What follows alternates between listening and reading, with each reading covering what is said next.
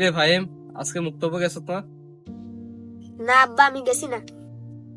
কি রে বোধ গেছত না? রে তোর কি মন খারাপ? না, মন খারাপ না। আরে বোধ তুই এসে ক। আব্বা, আমার বন্ধু বান্ধব সবাই ঈদের জামা কিনা লাইছে, আমার কিনা দিতা না? আরে বোধ তুই তো জানোস রমজান মাস, কাজ কাম নাই, একটু সমস্যা আছে। এবার বন্ধু বান্ধব সবাই জামা কিনা লাইছে, আমারও জামা কিনা দম লাগবে, আমি এত কিছু বুঝি না। আচ্ছা বাবা, তুই মন খারাপ করিস না, দেখা যাক কি করা যায়। আচ্ছা তুই ঘর যা, আমি দেখতেছি কি করা যায়।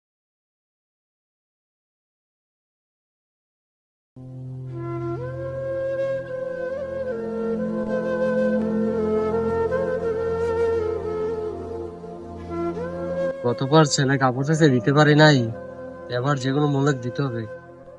আর এই কি করে এই মাতবরে না জাকাত দেয়, দেখি মাতবরের বাড়িতে কি কিছু ব্যবস্থা হয় কিনা।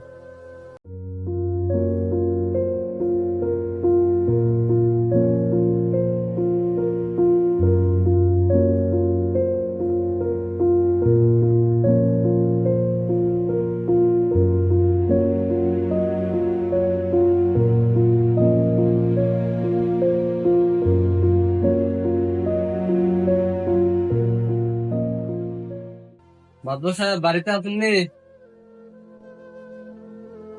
কেরে মাদ্দর সাহেবরে ডাকস? আমি রহিম, আমি মাতবর সাহেবের সাথে দেখা করতে যাবো। আচ্ছা, আপনি দাঁড়ান, আমি ডেকে দিচ্ছি।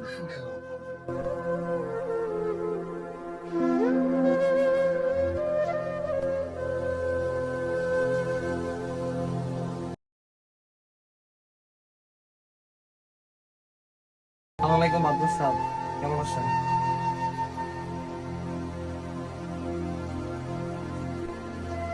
কি রহিম, তোমার কি সমস্যা?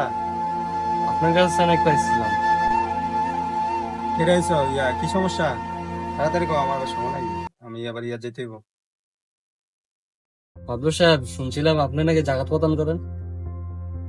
জাকাত তো দেই। তো তুই কয়টা বাজে এত সকাল আসলি কেন? যা ফোন দিমো তোরে, যা, যে সময় দে এই সময় বলবো, যা।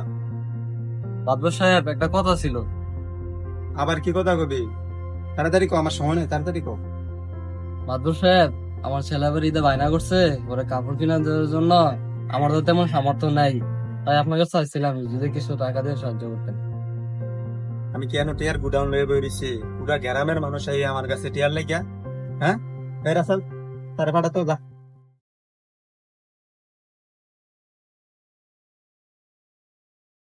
এ দা, দা দা।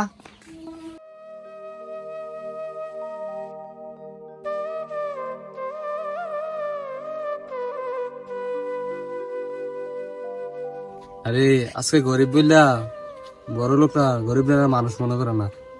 আল্লাহ তুমি তাদের বিচার করো।